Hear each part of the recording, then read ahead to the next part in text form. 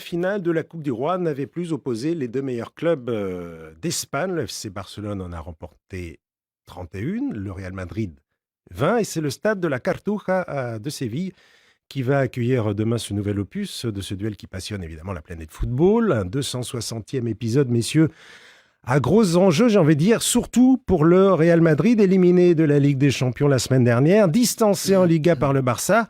Xavier, le Real joue-t-il demain sa saison? Clairement, il joue pour ne pas connaître une saison blanche et sèche sans le moindre trophée. Il a gagné la Super Coupe d'Europe en début de saison, Oui, mais bon, qu'est-ce que ça vaut? on sait que ce qui compte, c'est les trophées qui s'inscrivent dans une histoire. Là, vous avez rappelé le palmarès de la Coupe du Roi, même si Rémi Ngono s'amuse à la qualifier de Coupe du Village, c'est une compétition qui a une histoire, qui existe depuis longtemps. Le Barça l'a remporté 31 fois, le Real 20 fois, et c'est la 8e fois qu'ils vont se retrouver en finale. Et je vais même faire un petit aveu, pour le moment, dans les confrontations directes en finale, c'est le Real qui a un léger avantage, puisqu'il a gagné 4 fois et le Barça 3 fois. Donc on sait que ça, c'est une compétition qui a une histoire, c'est pas une compétition qu'on va organiser vite fait pour un match de prestige. Donc ça s'inscrit dans cette rivalité entre le Real et le Barça. Le Barça, cette année, a l'avantage en championnat. Il a l'avantage en Ligue des Champions puisqu'il est dans le dernier carré de la compétition alors que le Real est éliminé. Le Real, pour sauver sa saison, n'a plus que cette coupe. Cette coupe, alors, c'est vraiment une coupe qui ne compte pas, une coupe du village, vous dites, Rémi Ngono? Quand même, elle a une valeur, elle permettrait au Real quand même de se racheter un petit peu.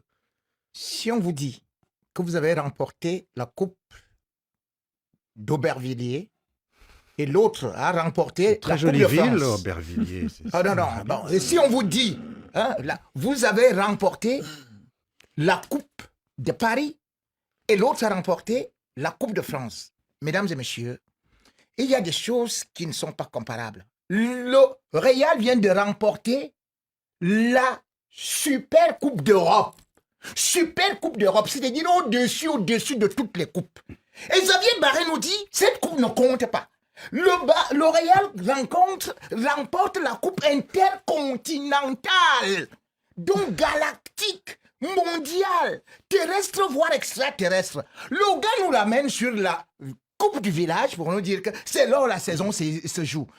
Le Real, ce n'est pas sa saison qui se joue là-bas.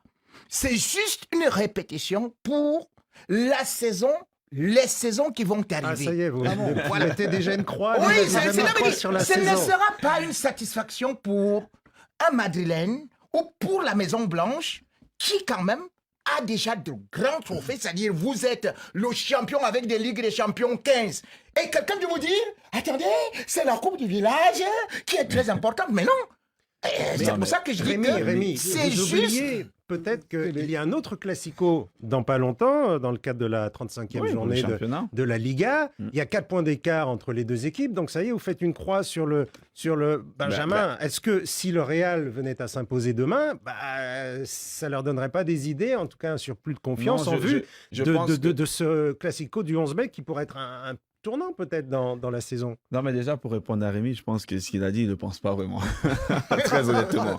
Je crois qu'il essaye encore, comme il est très malin, de nous embrouiller. Mais voilà, moi pour avoir été un joueur, et on sait que tous les clubs, tous les grands clubs qui soient, adorent gagner des trophées. Peu importe la classification, on peut trouver que la Ligue des Champions est beaucoup plus importante que le championnat ou la Coupe du Roi.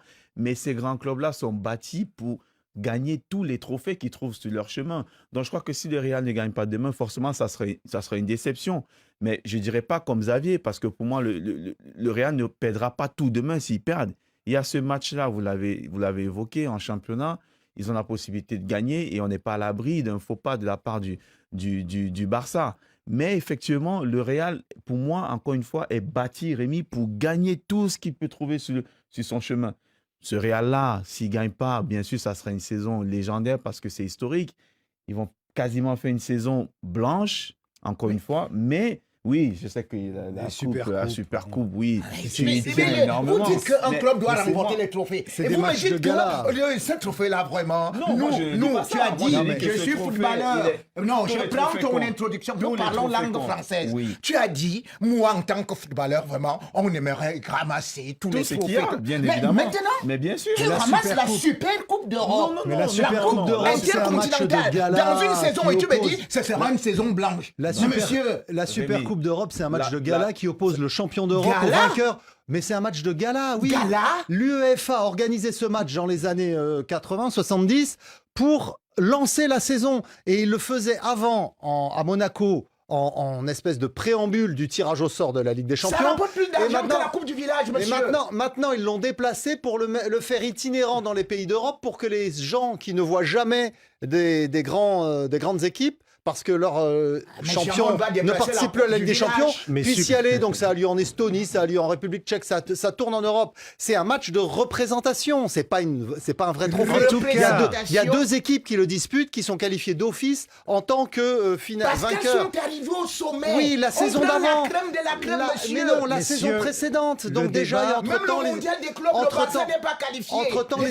Entre-temps, les équipes ont changé puisque c'est pour ouvrir la nouvelle saison. Le débat, c'est Super Coupe, c'est comme le Trophée des Champions, comme le Charity Shield. Ça n'a pas de grande valeur. Le débat sportive. n'est pas sur la Super Coupe d'Europe. Peut-être que Benjamin pointait la comparaison avec l'an passé où le Real Madrid avait gagné et la Ligue des Champions et la Liga. Là, Eric, sur ces d'autant plus que la Super Coupe, c'est un trophée qui a été mis en place, mais pour moi, ça récompense toujours ce qui s'est passé la saison d'après. D'avant, pardon, la saison d'avant, autant pour moi. Donc, c'est pour ça que je dis que pour moi, si ce Real-là ne gagne pas, pour moi, ça sera considéré comme une saison blanche parce que ce trophée-là, on aurait pu le mettre sur la saison d'avant. Et la Coupe intercontinentale. Revenons à cette Coupe du Roi, messieurs. Et Xavier, franchement, demain, est-ce que ça peut être un tournant par rapport à l'objectif Liga qui, pour le Real Madrid, n'est peut-être pas totalement il faut rappeler que les deux classicos qui ont eu lieu cette saison, en championnat et en Super Coupe d'Espagne, même si c'était un match de gala en Arabie Saoudite, ont été gagnés par le Barça. Largement. Donc 4-0 et 5-2. Donc du coup, il y a un gros avantage psychologique pour le Barça. Et il y a en championnat, on l'a évoqué, un avantage au point pour le Barça, puisqu'ils ont 4 points d'avance sur le Real. Donc, après, si le Real gagne 3 points sur le Classico, ça fait plus qu'un. Ouais. Oui, effectivement, vous avez raison. Le championnat n'est pas encore terminé. Mais il est évident que pour le Real, gagner la Coupe, c'est obligatoire. Pour le Barça, vu qu'ils sont en tête du championnat, qu'ils sont encore en Ligue des Champions, ce serait bien de gagner cette Coupe. C'est obligatoire parce qu'ils peuvent tout perdre. Ah ben ça, on va en parler. Peut-être un petit peu tout franchement, en championnat, ils ont une avance intéressante. Mais ils avaient déjà une avance comme ça depuis un moment, mais à chaque fois qu'il faut concrétiser, accroître cette avance-là, on a vu que parfois, ça passait pas. Hein. Moi, je reste prudent là-dessus parce que de toute façon, pour moi, 4 points, même s'il ne reste pas énormément de matchs à jouer, il y a cette confrontation entre les deux équipes, ça peut revenir à 1 point. Oui, et quand on voit ce Barça quand même par moment, qui est aussi comme le Real, hein, qui est fébrile par moment, tu te dis qu'ils ne sont pas à l'abri d'une rechute. Et ça peut permettre au Real de passer devant. Moi, je reste prudent vraiment là-dessus. Un match très important donc demain pour le Real Madrid et plus précisément peut-être pour Carlo Ancelotti. Est-ce qu'il joue son poste demain? On a vu que sa cote avait baissé dernièrement. C'est un entraîneur emblématique du Real Madrid. Est-ce que si le Real venait à perdre aussi demain... faire une croix sur cet objectif, ça en serait fini totalement de Carlito, Rémi. Ou alors ça pourrait le relancer en cas de succès, du coup, Carlito, classe. Je crois qu'il ne faudrait pas être ingrat et de quoi. Il faut quand même savoir que même en 2020-2021, avant que le Real ne vienne à se réveiller, on avait vu justement aussi ce Carlo Ancelotti où tout le monde disait que c'était déjà fini parce que Tirassol était venu justement aussi shérif. Mais là, je parle du match et ça peut être un point clé, un tournant pour lui. Je vais vous dire... Le résultat de ce match. Ça peut définir son avenir, en fait. C'est pas ça. C'est pas ça son avenir. Ce n'est pas ce match qui détermine son avenir. Autrement dit, mais qu'est-ce qui reste pour lui? Beaucoup d'entraîneurs. Attendez, quand vous me dites ça, c'est comme si L'Oréal, chaque année, gagnait tout avec tous les entraîneurs. Ce n'est pas possible. Vous allez vous rendre compte que, eh bien, en 2010, L'Oréal est humilié au Camp Nou. 5-0. Mais est-ce que cela a fait de telle sorte que L'Oréal s'arrête là? C'est pour ça que je dis que L'Oréal, c'est dans le temps. Et parce que L'Oréal a encore ce qu'on appelle la croissance des joueurs. Parce que les gens oublient que L'Oréal est dans un nouveau cycle, qui recommence avec de nouveaux joueurs là. Et les autres aujourd'hui, on vous dit non, L'Oréal c'est fini, Carlo Ancelotti c'est fini. C'est vrai que cette fois-ci, il a eu beaucoup de blessés. Bon, mais cela ne veut pas dire que L'Oréal est déjà fini. L'Oréal c'est... D'ailleurs, il y a un proverbe africain qui dit... Oui, c'est vrai. Le riche s'enrichit avec le temps, et c'est le temps qui tue le pauvre. Bon. Enfin, avec ce beau proverbe, on n'empêchera pas qu'il y a quand même beaucoup de pistes qui annoncent l'arrivée de Xabi Alonso sur le banc du Real la saison prochaine. Il a refusé de confirmer qu'il serait à Leverkusen la saison prochaine et tout porte à croire qu'il sera sur le banc du Real et que Ancelotti va arrêter. Alors le Barça, regardons les enjeux pour le Barça. Quel esprit un petit peu plus léger en ce moment. Eux, ils rêvent du triplé et c'est totalement accessible pour eux. Oui, je pense que le Barça peut réellement rêver du triplé.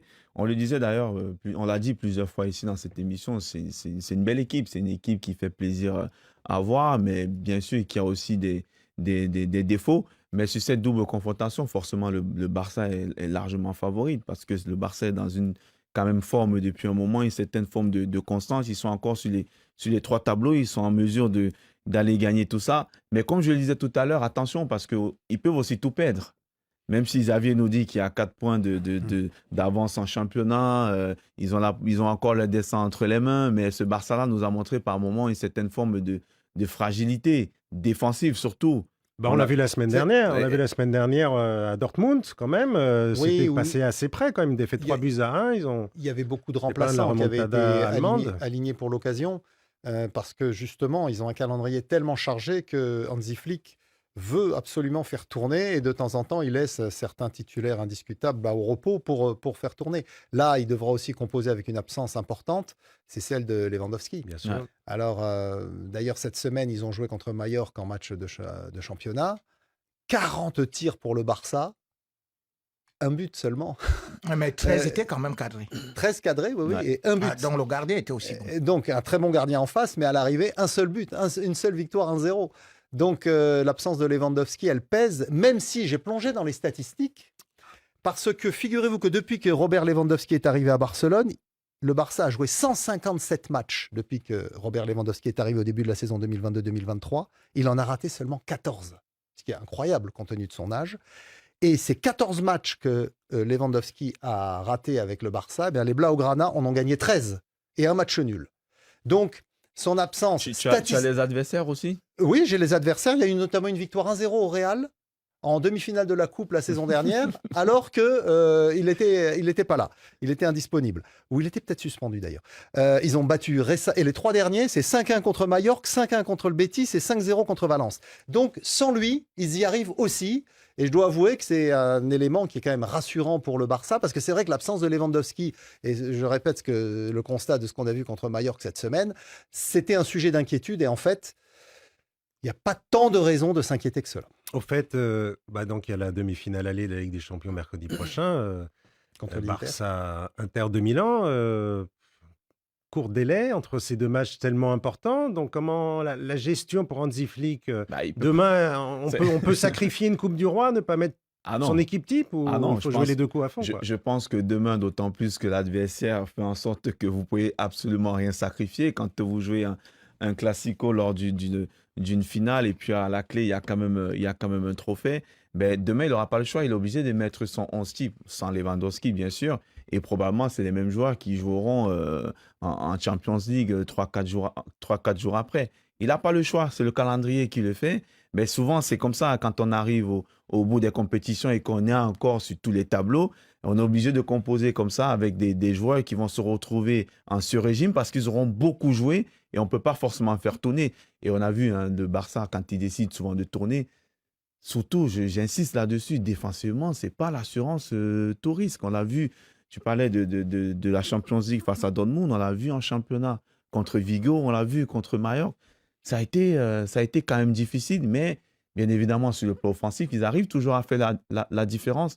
Mais maintenant, il va falloir voir. entre ce match de demain en Coupe du Roi et la Champions League face à l'Inter, qui est aussi une très belle équipe, est-ce qu'ils vont être frais pour pouvoir affronter ce match face à l'Inter, qui, rappelons, n'auront pas un match de coupe à jouer demain. Donc, moi, j'attends de voir. Ils auront un match de championnat. Ils ont joué en Rome. demi-finale de la Coupe contre le Milan cette semaine et ils ont pris 3-0. Mais les Italiens, ça veut faire. Rémi, bon, le Barça est favori quand même, là, on peut le dire, non? C'est dur. Je ne peux pas dire que le Barça est favori. Je ne peux pas le dire. C'est vrai que si quelqu'un va se baser sur les 2 derniers matchs, tu vas dire directement le Barça est favori. Mais les 2 dernières confrontations, voilà, 4-0 et 5-2. On avait vu le Barça en Ligue des Champions broyer Dortmund. Et subitement, au match retour, ce n'était plus la même histoire. Hein. Et ce Barça aujourd'hui, c'est vrai que c'était la puissance offensive. Parce que le Barça aujourd'hui compte quand même 88 buts par rapport au Real qui a 23 buts de retard. Mais lorsqu'on voit les derniers matchs quand même aussi, il y a quelque chose qu'on doit souligner. C'est que Baldé n'est pas là. Baldé, c'est lui qui rend Rafinha très fort. Parce que l'homme clé du Barça, c'est Rafinha. Parce que Rafinha aujourd'hui, c'est pratiquement... Voilà. Il a moins bien. 30 buts, 21 passes décisives cette saison pour le Brésilien. C'est 23 passes décisives même. Ça fait 53 fois qu'il est actif et décisif. Donc, pour moi, cet homme a souvent bénéficié des montées de Baldé. Or, Firmin, ce n'est pas exactement ça. Et tout de suite, il a aussi souligné quand même les faiblesses défensives qu'on a au Real, mais qu'on trouve terriblement actuellement au Barcelone, parce que l'OFC Barcelone fonctionnait avec la défense en ligne, on piégeait pour le hors-jeu. On a déjà un peu étudié ça. Moi, j'ai regardé le match, bien évidemment, contre Celta Vigo. Franchement, je ne sais pas d'où sortent les 8 minutes d'arrêt de jeu. 8 minutes d'arrêt de jeu, un pénalty très généreux, un pénalty qui est refusé de l'autre côté à Celta Vigo. J'ai quand même vu ce Barça, aussi lorsqu'il est bousculé, comme contre justement Dortmund, eh bien, le Barça n'était pas aussi flamboyant que ça. C'est pour ça que je dis que j'aimerais bien voir ce Barça répéter tous ses efforts, parce que de la même façon, quand on avait pris 5-0, on disait « Oh non, le Barça va toujours broyer le Real », mais par la suite, ça s'était équilibré et le Real avait pris le dessus. Donc, moi, je crois qu'aujourd'hui, le Real n'est jamais mort, il faut faire très attention. Ouais. En tout cas, le Barça... Je partage un point avec Rémi Ngono, c'est assez rare, surtout sur un débat sur un classico, c'est l'absence d'Alejandro Baldé. Effectivement, il est blessé pour la fin de saison, donc c'est Gérard Martin qui va jouer au poste d'arrière gauche. Lui, hein. C'est sûr qu'il est un peu moins fort, surtout dans le soutien offensif. Mais le reste de la défense, c'est la même qui avait piégé 8 fois Kylian Mbappé lors du Classico aller gagner 4-0. Donc avec Koundé, Koubarsi et Inigo Martinez.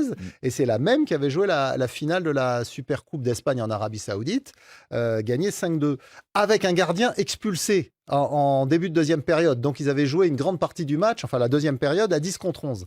Donc il y a quand même si cette défense, ok, elle est toujours sur le fil parce que c'est le jeu du Barça, donc de s'aligner très haut et on n'est pas à l'abri d'une erreur d'alignement, ça va être un élément clé dans cette confrontation. Mais sur les 2 références qu'on a cette saison dans ces confrontations, pour le moment, la défense du Barça a toujours tenu. Et puis aussi sur les dynamiques respectives, le Barça a subi une défaite sur ses 27 derniers matchs, 22 victoires, 4 matchs nuls.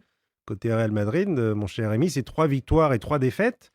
Dernièrement, niveau dynamique, niveau confiance, Benjamin, là, ça penche d'un côté. Le Real, comment il va aborder mentalement ce rendez-vous? Parce que ça pioche, il y a 3 victoires 1-0 en plus, ric-rac en ce moment. Ça a l'air d'être compliqué, non? Oui, mais après, on sait tous qu'un Classico, ça reste un match particulier. C'est comme un derby, un PSG-OM ou un Saint-Étienne-Lyon. On a même le truc, on a vu avec Saint-Étienne-Lyon, parce que Saint-Étienne, au fond du classement ici en Ligue 1, ils ont réussi quand même à gagner Lyon, qui a envie de se qualifier pour une place européenne. Donc pour moi, ces matchs-là, on a beau regarder les statistiques, on a beau étudier tout ce qu'on veut, c'est des matchs toujours particuliers. C'est des matchs où on sait qu'on n'a pas besoin de motivation supplémentaire, les joueurs, ils savent, hein, c'est c'est un peu le match des supporters, c'est le match de l'orgueil, c'est le match de... Même s'il y a de l'enjeu, qu'il n'y ait pas d'enjeu, là, il y a un trophée au bout, d'accord.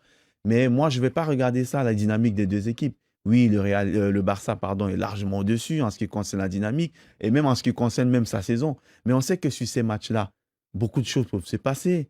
Il y a cet orgueil-là, ça peut être un match de la saison.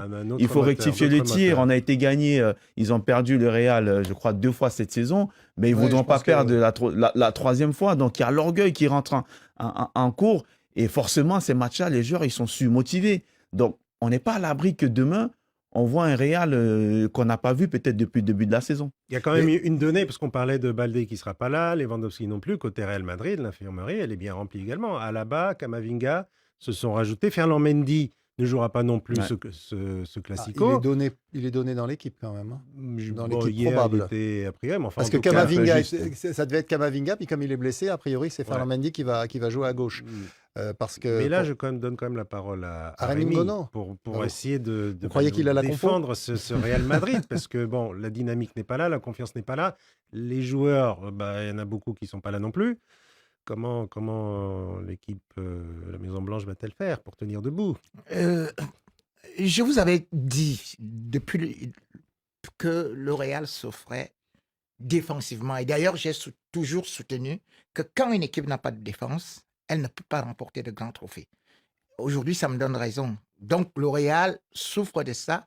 C'est vrai que Mendy, il s'est rétabli, il a fait l'entraînement complet, donc il pourra être titulaire. Il faut voir à quel bien niveau évidemment, il va être, Garcia, voilà, on se dit quand même qu'avec cette équipe du Real, qui n'a réalisé que 18 clean sheets.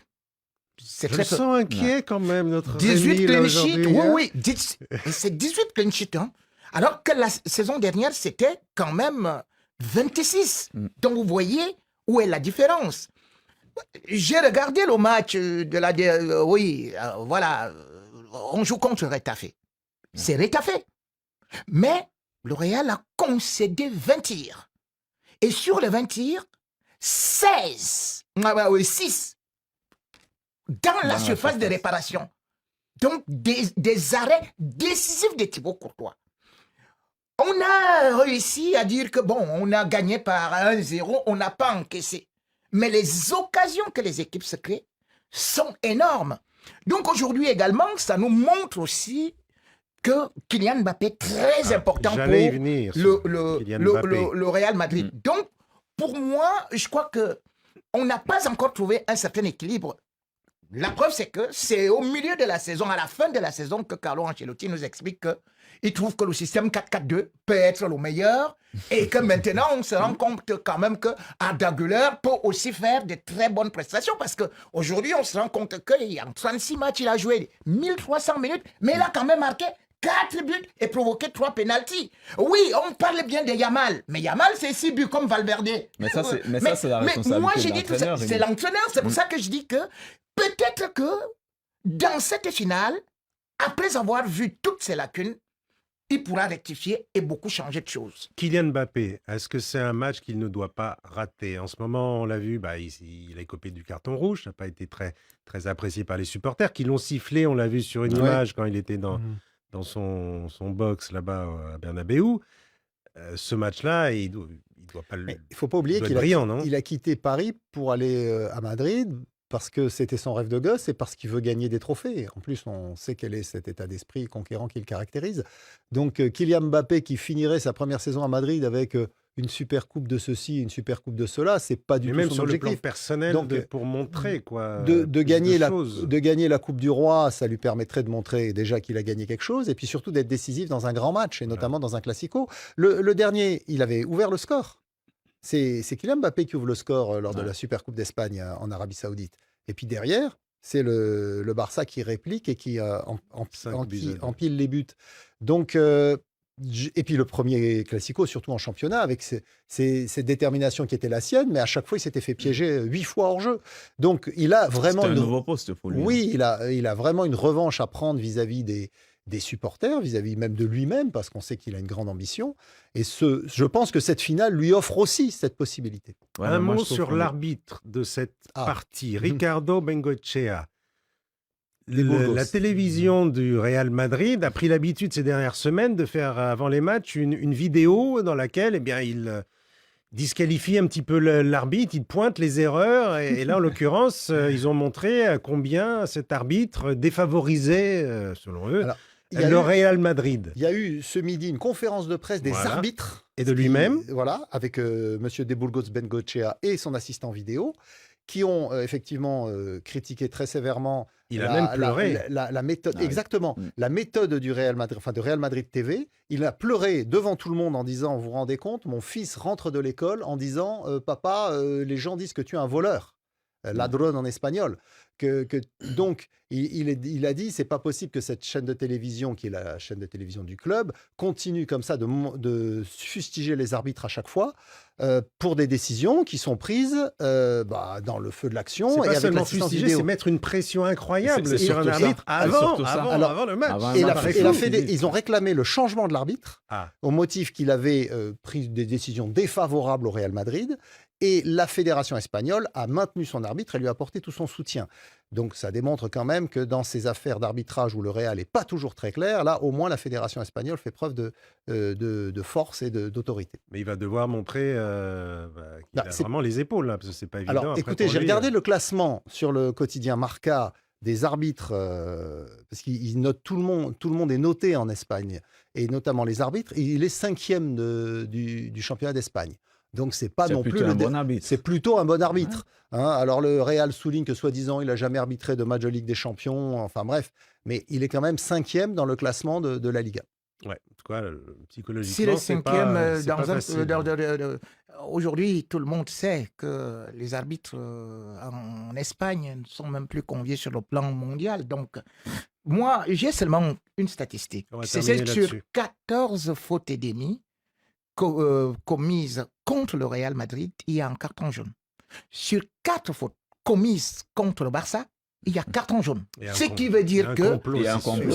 Oui, mais attendez, parce que si. Mais vous avez vu la dernière fois comment on a fini assassiner Kylian Mbappé. Mais il n'y a pas eu de carton. Ça, vous le savez. Donc, à une certaine période, si vous vous rendez compte qu'il y a toutes ces choses-là, c'est comme, une fois de plus, je t'ai dit que lorsque vous voyez un match du Barça et que vous voyez Xavier Barret qui nous dit ici, il n'y a pas eu d'arrêt de jeu. On met 8 minutes d'arrêt de jeu et après un penalty à la 8e minute d'arrêt de jeu. Même Rafinha lui-même, il se demande que ça sort d'où. Mais les gars du Barça eux-mêmes, ils ont jeté la tablette par terre parce qu'ils ne comprenaient pas. Donc, à une certaine période, il faut reconnaître cela qu'aujourd'hui, le Barça est favorisé au niveau de l'arbitrage. C'est pour ça que tu ne parles plus de ça. Il y a eu un but refusé à Lewandowski contre la Real Sociedad. Alors que le but était valable et qu'il y avait 0-0. Et finalement, le Barça a perdu. On ne va pas compter les points gagnés, perdus par rapport à l'arbitrage. J'espère que demain, en tout cas, on ne verra pas l'arbitre et que ces décisions seront toutes justes. Il sera regardé très, très suivi. Oui, non, mais évidemment, comme tout classico, en tout cas, nous, on sera là, on regardera, évidemment, 20h, temps universel. À Séville, c'est un petit peu tard, 20h TU. Personne pour défendre Mbappé. Voilà. Alors que je voulais bien dire quelque chose. Non, mais on va passer à autre chose maintenant. Ok, c'est bien. Allez.